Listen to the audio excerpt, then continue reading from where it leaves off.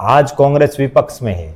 कांग्रेस को तो आंदोलन करने वाले लोग चाहिए, कांग्रेस को सड़कों पर संघर्ष करने वाले लोग चाहिए। कांग्रेस को ऐसे लोग चाहिए जो नए लोगों को पार्टी संगठन से जोड़ सकें। कांग्रेस को ऐसे लोग चाहिए जो पुराने साथी कांग्रेस के रहे हैं, उनको वापसी ले आ जा सके। क्योंकि अगर अब जितने ये हैं, इन्हीं से अगर आ जाता तो पहले आ जाता। बहुत सही। अब एक सबसे गंभीर बात तो ये है कि भारतीय जनता पार्टी का तोड़ निकालने की जरूरत है जी।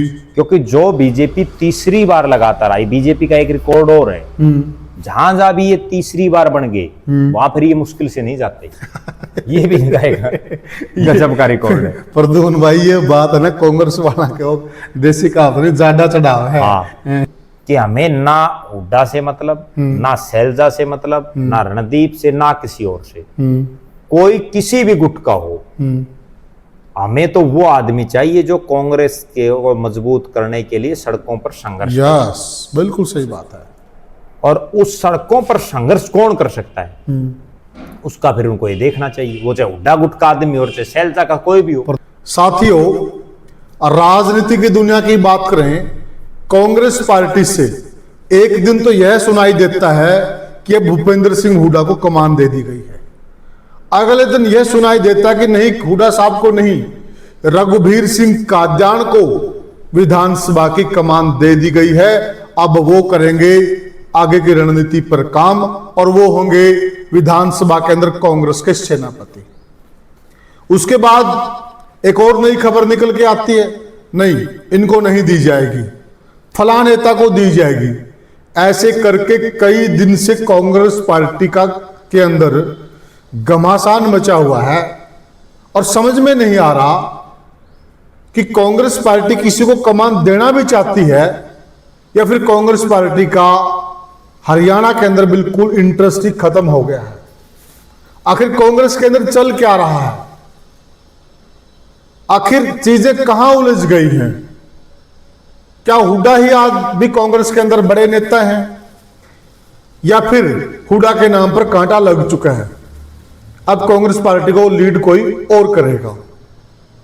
इन सारी बातों के उत्तर लेंगे हम वरिष्ठ पत्रकार और राजनीतिक विश्लेषक प्रद्युम्न जोशीलाल जी से। प्रद्युम्न भाई राम राम। राम जी, सभी दर्शकों को नमस्कार, राम राम। प्रद्युम्न भाई देखिए जी, कांग्रेस के अंदर से लगातार जो खबरें मिल रही हैं, किसी दिन कोई खबर होती, किसी दिन कोई खबर होती है। कभी लीडर ऑपोजिशन के लिए कह दिया जाता कि देखिए हुड्डा ही बनेंगे, अगले दिन कोई और खबर आ जाती है। ऐसे ही कह रहे कि प्रदेश अध्यक्ष को लेकर भी पेच फंस गया है। आखिर कांग्रेस में चल क्या रहा है? देखो, निश्चित रूप से कांग्रेस पार्टी हरियाणा की वो पार्टी बन गई है जो पिछले लगभग 7 महीने से जी कोई फैसला ही नहीं ले पा रही है। हम तो महीने महीने गिनते गिनते जो है 7 महीने होने को हो गए हैं जी, ना अपने विधायक दल का नेता बना पा रही है, ना प्रदेश अध्यक्ष यही उदय भान रहेंगे जो पूरी तरह से फ्लॉप साबित हुए, पूरी तरह से डम्मी प्रदेश अध्यक्ष हैं, या नए को कमान दी जाएगी। तीसरी बड़ी बात इन दो से भी बड़ी कि पार्टी का संगठन बनेगा या नहीं बनेगा। बहुत बड़ा सवाल है ये। क्योंकि जो विधायक दल का नेता है वो तो 6.5 महीने के आसपास से खाली है। जो प्रदेश अध्यक्ष हैं वो अभी हैं फिलहाल उदयमान, भले ही वो सही ढंग से काम ना कर रहे हो, कहीं आ जा ना रहे हो, लेकिन ऑफिशियली हैं। जबकि जो जिला कार्यकारिणी, ब्लॉक कार्यकारिणी, प्रदेश का संगठन, वो तो वर्षों से नहीं है कांग्रेस में, उस पर कहीं कोई मंथन नहीं है। प्रद्युम्न भाई से मैं एक साथ में यह भी जोड़ लीजिए, जो कांग्रेस पार्टी के बहुत वरिष्ठ नेता हैं जी, कितने वरिष्ठ, जो भूपेंद्र सिंह हुड्डा आज कांग्रेस के सबसे बड़े नेता माने जाते हैं। 1991 में इनको टिकट दिलाने वाले और जिताने वाले चौधरी वीरेंद्र सिंह डूमरखा जी, उन्होंने भी साफ शब्दों में कहा था कि सब चीजों को छोड़िए, प्रदेश अध्यक्ष को, लीडर ऑफ ऑपोजिशन को केवल और केवल काम इस बात पर कीजिए, कांग्रेस का संगठन खड़ा कीजिए। जब तक संगठन नहीं खड़ा होगा आप बीजेपी से नहीं लड़ सकते। और अपने आप में बहुत सही बात है ये। देखो, निश्चित रूप से बिल्कुल सही है। और कांग्रेस पार्टी अपने उन नेताओं को जिन्होंने समय समय पर प्रदेश अध्यक्ष के तौर पर पार्टी में काम किया है जी, उसमें दो जो अभी एक्टिव हैं पॉलिटिक्स में, उसमें दो नेता तो भूपेंद्र सिंह हुड्डा और कुमारी शैलजा। यस। भूपेंद्र सिंह हुड्डा खुद विधायक हैं, कुमारी शैलजा सांसद हैं, राष्ट्रीय महासचिव हैं। बिल्कुल। जबकि 3 नेता ऐसे हैं जो ना विधायक हैं ना सांसद हैं, और तीनों ही नेता ऐसे हैं जिन्होंने ना विधानसभा का चुनाव लड़ा, और उनमें से 2 ने लोकसभा का भी नहीं लड़ा। यस। एक चौधरी वीरेंद्र सिंह प्रदेश के अध्यक्ष रहे, मंत्री रहे, केंद्र में बड़ा नाम रहा। दूसरे धर्मपाल मलिक जी, जो सांसद भी रहे, विधायक रहे, मंत्री रहे, प्रदेश अध्यक्ष रहे, बड़े पावरफुल किसी समय रहे।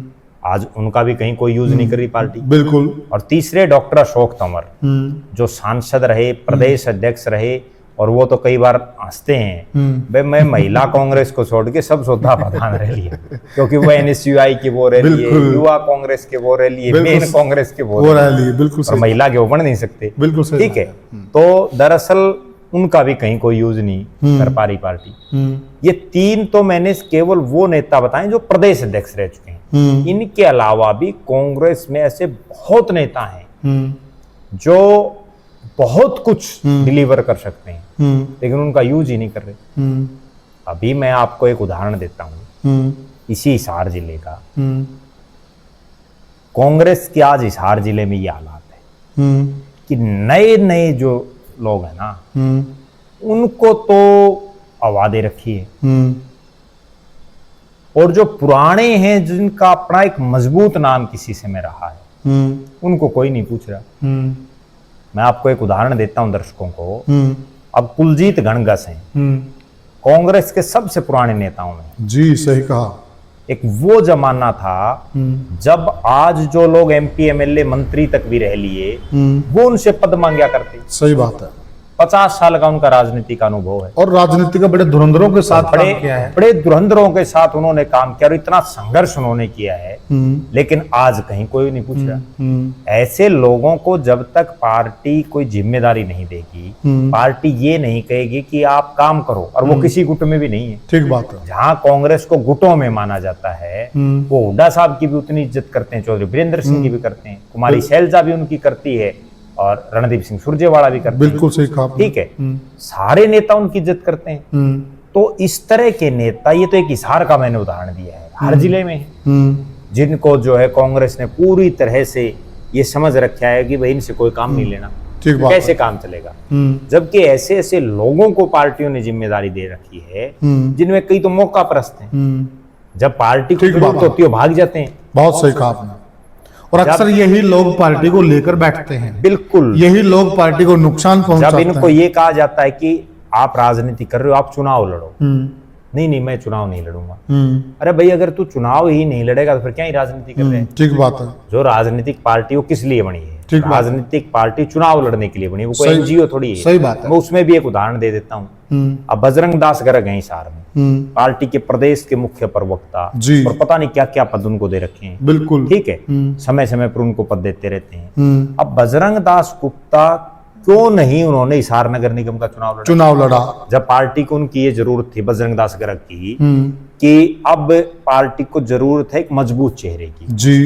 क्यों कृष्ण सिंगला टीटू जो इतने सालों से राजनीति में सक्रिय नहीं थे, बिल्कुल उनको मजबूरी में चुनाव लड़ना। प्रद्युमन भाई देखिए, बजरंग दास गर्ग अपने आप को हिसार की राजनीति का बादशाह प्रस्तुत करते हैं जी, और दूसरी तरफ जो कृष्ण सिंगला टीटू वो इतने लंबे समय से राजनीति से दूर थे। उनको आज की जो राजनीति है, जो सोशल मीडिया का युग आ गया है, तरह तरह की चीजें आ गई हैं, वो तो आज की राजनीति से वाकिफ ही नहीं है। चुनाव तो लड़ना चाहिए था बादशाह को, जी आप लड़ा रहे हो प्यादे को। इसीलिए तो ये नुकसान हुआ कांग्रेस पार्टी को। आखिर आप एक तरफ कुर्सी तो चाहिए आपको हुड्डा साहब के बिल्कुल साथ वाली, बराबर वाली, ठीक है, चौधर चाहिए सबसे ज्यादा। और जब चुनाव लड़ने के आपको ये हो भाई चुनाव लड़ना चाहिए, मेरे से भी उस दौरान बहुत लोगों ने पूछा कि कौन मजबूत चेहरा होगा, तो वहां पे बजरंग दास गर्ग को लड़ाना चाहिए, जो इतना बड़ा व्यापारियों का नेता, व्यापार मंडल का प्रदेश अध्यक्ष, पार्टी का प्रवक्ता, और पता नहीं क्या क्या पद है उनके पास।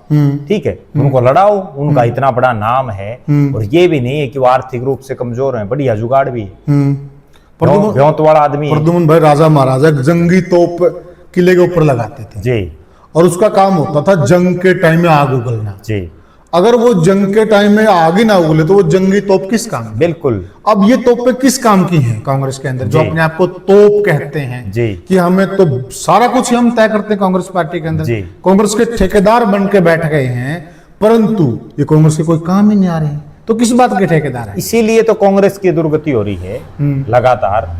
आप एक बात बताओ, हिसार में जब से जिंदल परिवार ने कांग्रेस को छोड़ा है उसके बाद कहीं कोई सिस्टम ही नहीं बन पाया। बहुत सही कहा आपने, बहुत सही कहा। ठीक है ना। अगली बड़ी बात वो ये है कि ये तो हमने केवल हिसार का एक उदाहरण दे दिया, इसके अलावा भी प्रदेश के अलग अलग जिलों में बहुत ऐसे नेता है जो काम करते नहीं, पद चाहिए उनको सबसे बड़ा, जो काम करते हैं, जिनका अनुभव है, जिन्होंने धक्के खाए हैं, जिन्होंने आंदोलन करे हैं, उनको सबको साइडलाइन कर दिया। साइडलाइन आज उनको कोई नहीं पूछ रहा। ठीक। जबकि होना क्या चाहिए, आज कांग्रेस विपक्ष में है, कांग्रेस को तो आंदोलन करने वाले लोग चाहिए, कांग्रेस को सड़कों पर संघर्ष करने वाले लोग चाहिए, कांग्रेस को ऐसे लोग चाहिए जो नए लोगों को पार्टी संगठन से जोड़ सकें, कांग्रेस को ऐसे लोग चाहिए जो पुराने साथी कांग्रेस के रहे हैं उनको वापसी ले आ जा सके। क्योंकि अगर अब जितने ये हैं इन्हीं से अगर राज आता तो पहले आ जाता। बहुत सही, बहुत सही। नए लोगों को या जो पुराने चले गए उनको जब तक वापस नहीं लाओगे तब तक कैसे काम चलेगा। और वो पुराने क्यों नहीं आते, मैं ये भी एक बहुत गंभीर बात बताता हूँ जो मैंने खुद ने देखी, कि नए क्यों नहीं ज्वाइन करना चाहते। हिसार में नगर निगम का चुनाव, कृष्ण सिंगला टीटू मेयर का प्रत्याशी, और जब चौधरी भूपेंद्र सिंह हुड्डा हिसार में प्रेस कॉन्फ्रेंस के लिए आते हैं जी, तो प्रोटोकॉल जो कहता है वो ये कहता है कि जिस शख्स के लिए वो आए हैं वो तो कम से कम उसके साथ बैठे। और वहां बैठा कौन?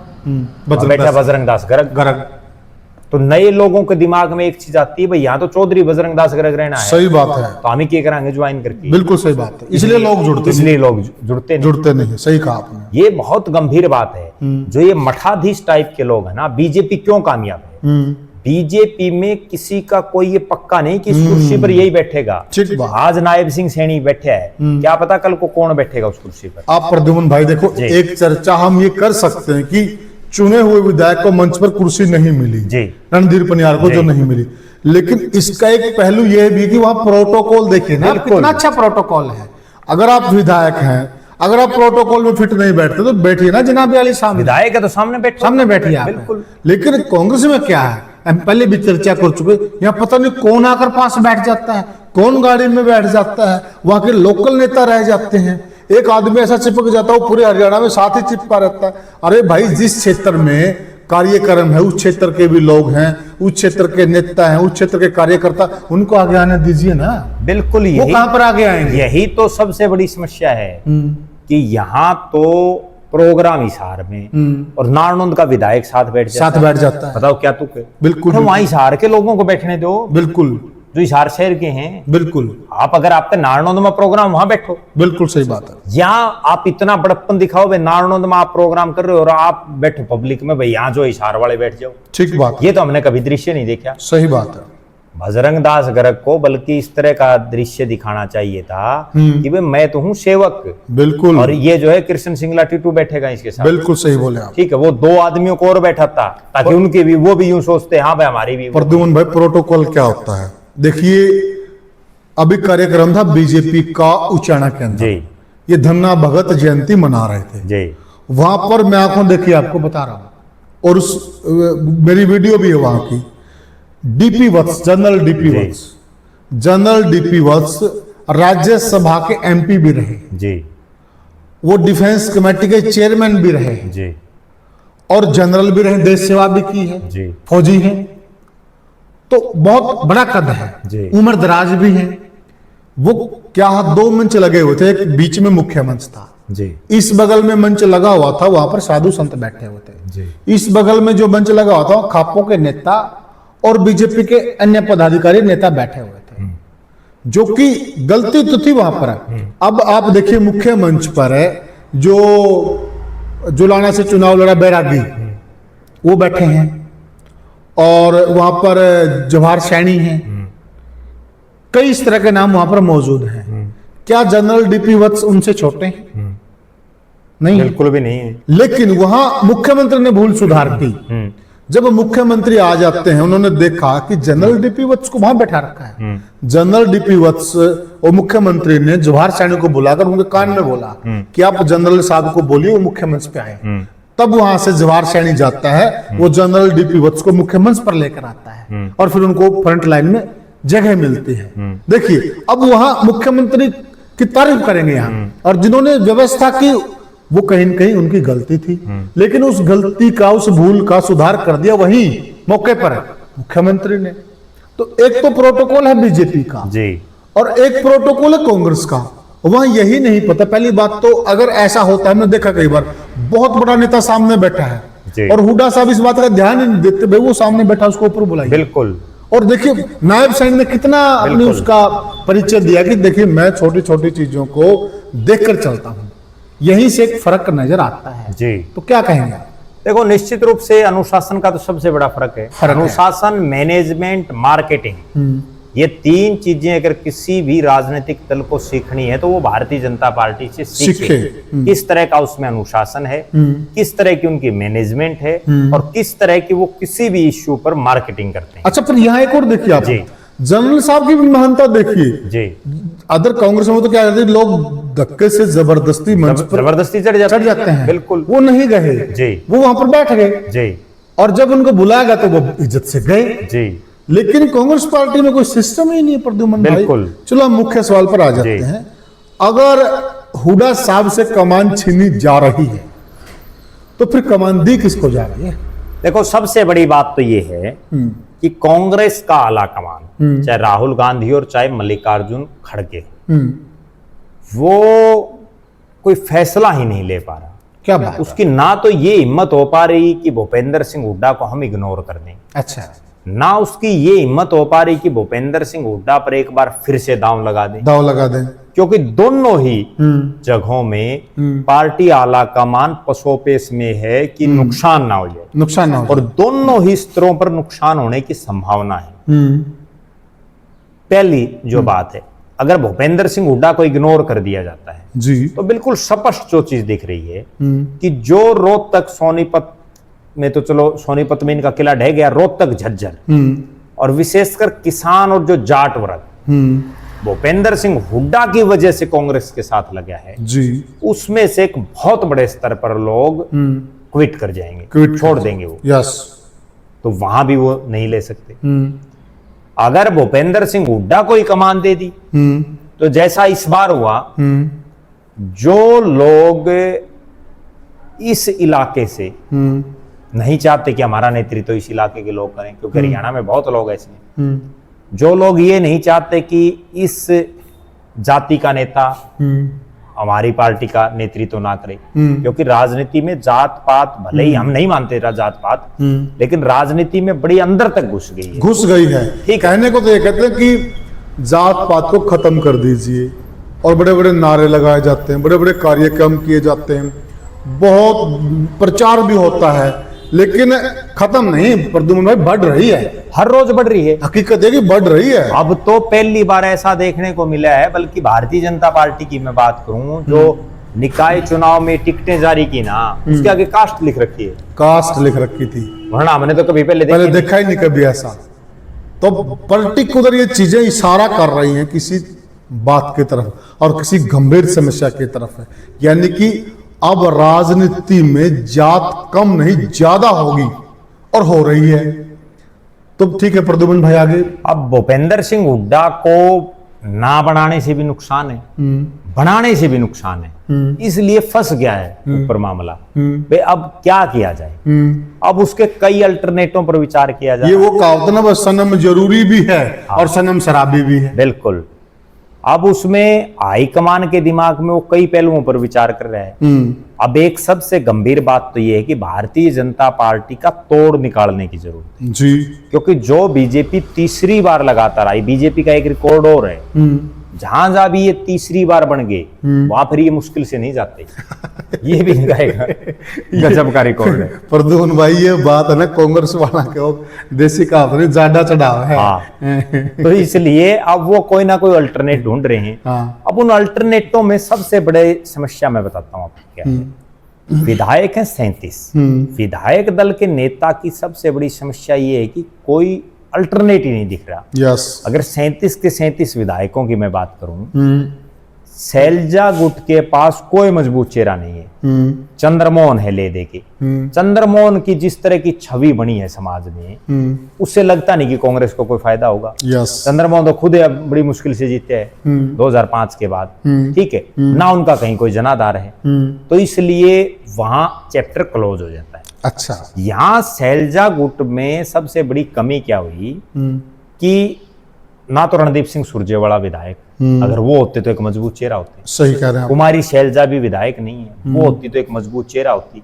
किरण चौधरी बीजेपी में चली गई, वो होती तो भी एक मजबूत चेहरा होती। तो अब ये जब तीनों ही नहीं है लाइन में, तो इसका मतलब कुमारी शैलजा का जो खेमा हो खाली हो चुके हैं। दूसरी तरफ भूपेंद्र सिंह हुड्डा के खेमे की अगर बात कर लें, अब अशोक अरोड़ा है, उनका नाम चल पड़ता है, लेकिन अशोक अरोड़ा का प्रदेश में कहीं कोई जनाधार थोड़ी है। वो तो अगर 16 साल प्रदेश के अध्यक्ष रहे तो ओम प्रकाश चौटाला की बदौलत रहे। सही कहा। वो अगर मंत्री बने तो भी ओम प्रकाश चौटाला की बदौलत बने। बिल्कुल। वो अगर विधानसभा के स्पीकर बने तो भी ओम प्रकाश चौटाला की बदौलत बने। बिल्कुल। उनका तो उनका कोई जनाधार नहीं है। ठीक है, थानेसर में है या थोड़ा बहुत कुरुक्षेत्र जिले में लगा लीजिए, उसके अलावा तो नहीं है।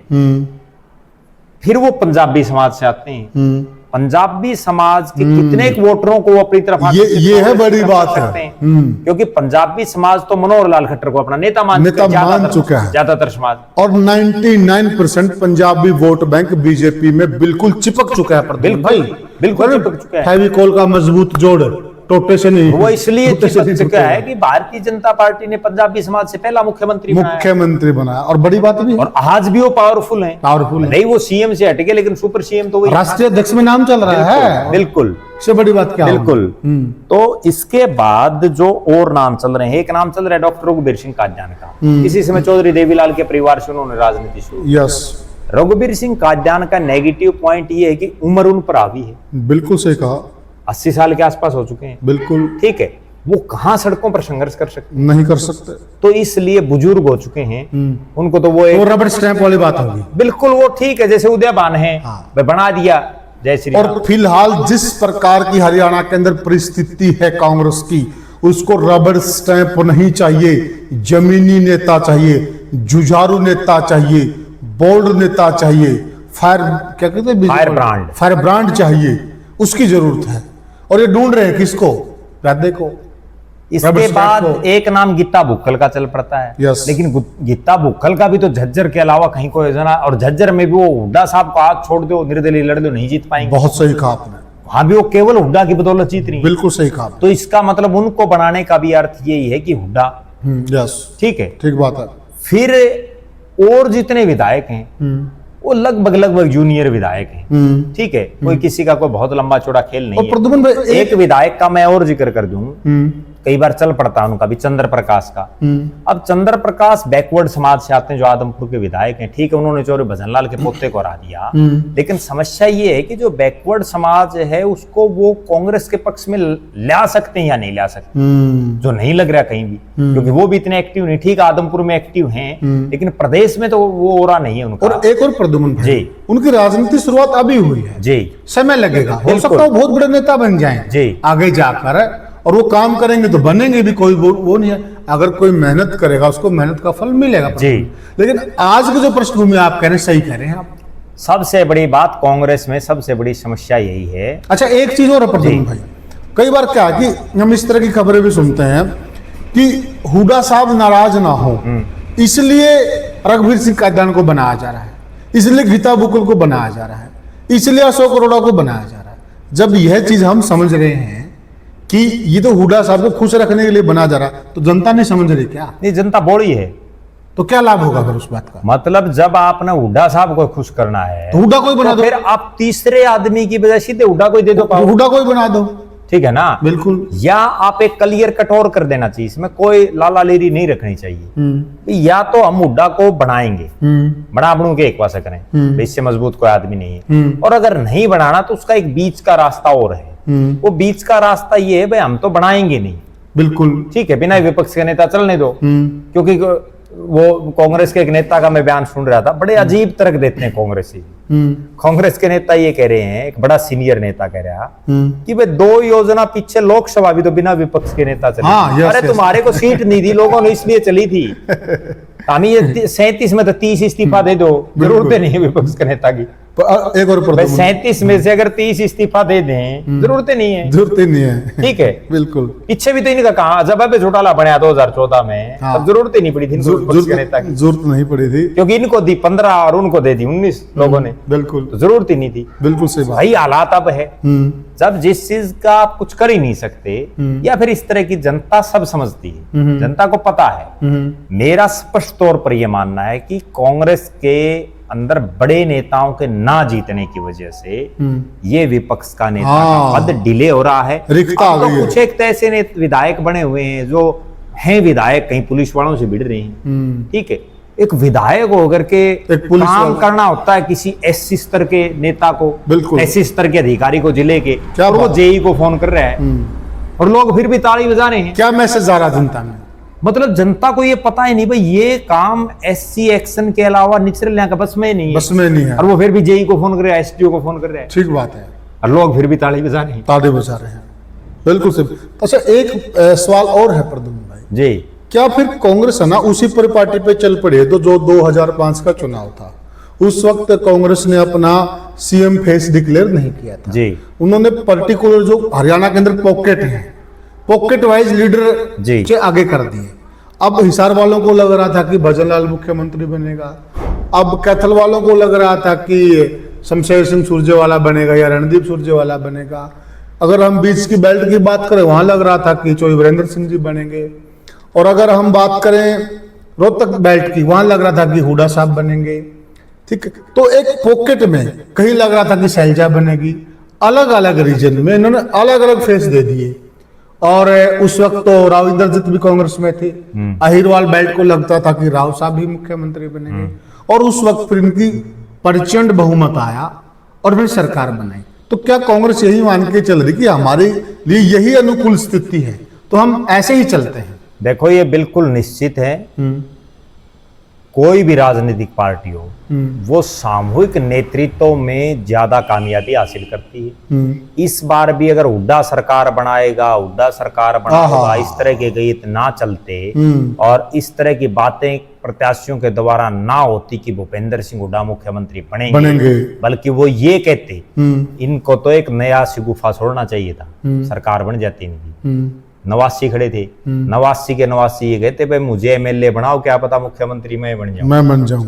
ठीक है, ठीक बात है। और उसमें लोग मुख्यमंत्री के चक्कर में 1% वोट तो वैसे पड़ जाते हैं हल्के में। प्रद्युम्न भाई, अनिल विज है ना, पिछला जो चुनाव जीते थे वो जीते इस बात पे बिल्कुल, बहुत नेता हैं, बहुत नेता हैं, और वो तो कहते भी हैं खुल के कि मेरा तो जो वोट बैंक है वो इस बात पे आया कि मैं बनूंगा मुख्यमंत्री। बिल्कुल, अदरवाइज तो लोग मेरे को हरवाते, और बात भी सही है। बिल्कुल। अब आप ये देखिए, अब सच्चाई है, देखिए प्रैक्टिकल है, प्रैक्टिकल बात को छुपा भी नहीं सकते, छुपानी भी नहीं चाहिए। अब कुमारी शैलजा है, कहने को बड़ी नेता है वो कांग्रेस पार्टी की, अगर वो हल्का उकलाना से एज ए सीएम फेस उतरती हैं तो कोई रोकने वाला नहीं था उनको, जीतती वो। और यही कुमारी शैलजा और ये बोल दिया जाए कि मुख्यमंत्री तो हुड्डा साहब बनेंगे या कोई और नेता बनेगा, तो उसको भी दिक्कत हो सकती है। दिक्कत नहीं हो, चुनाव हारती चुनाव, ठीक है ना। हाँ। ये तो राव इंद्रजीत इतना बड़ा नेता अहिरवाल का, नायब सिंह सैनी को सीएम का फेस एक तरह से डिक्लेयर कर गए थे अमित शाह, हालांकि उन्होंने बिल्कुल ऑफिशियल ये नहीं कहा, लेकिन वो डिक्लेयर कर गए थे। उसके बावजूद भी राव इंद्रजीत को ये कहना पड़ा भाई मुख्यमंत्री क्या पता कौन बन जाए, तभी तो उनकी बेटी जीती। बिल्कुल, ठीक है ना। ये इस तरह के राजनीति में सिगुफे छोड़े जाते हैं, जनता को बहकाया जाता है, और वो जनता बहकाई में आती है। बिल्कुल, काम करने वालों को तो लोग वोट देते नहीं, लॉलीपॉप दिया जाता है। बिल्कुल बिल्कुल। तो अगर कांग्रेस ये करती तो फायदे में रहती।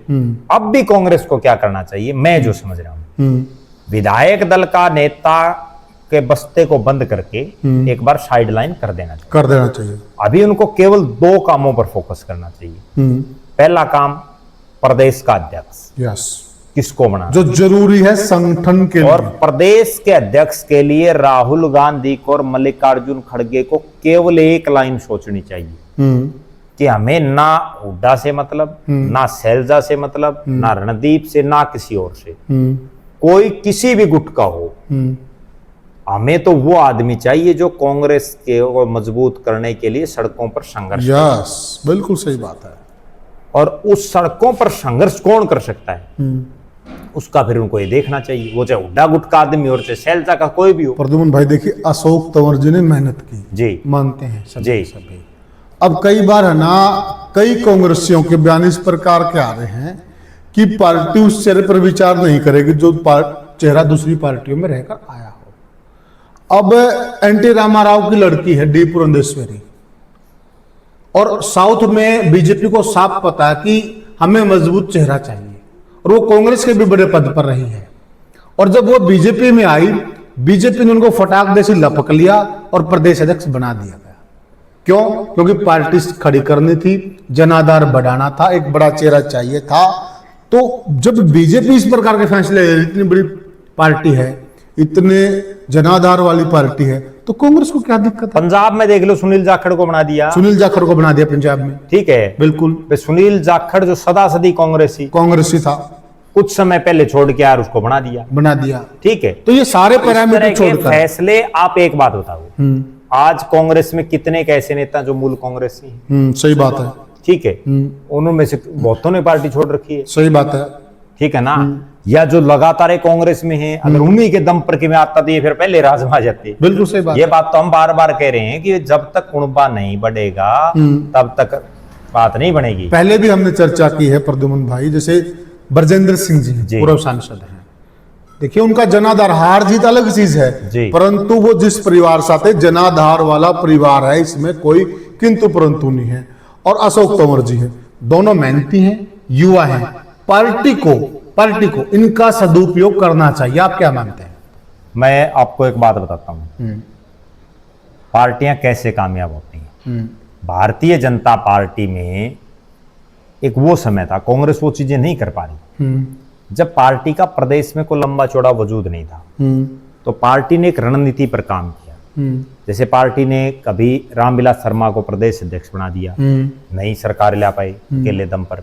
प्रोफेसर गणेशी लाल को बना दिया, नहीं कामयाब हो पाए। कृष्णपाल गुर्जर को बना दिया, नहीं कामयाब हो पाए। रतनलाल कटारिया को बना दिया, नहीं कामयाब हो पाए। आत्म प्रकाश मनचंदा को बना दिया, नहीं कामयाब हो पाए। मतलब कोई सरकार नहीं ला पाया।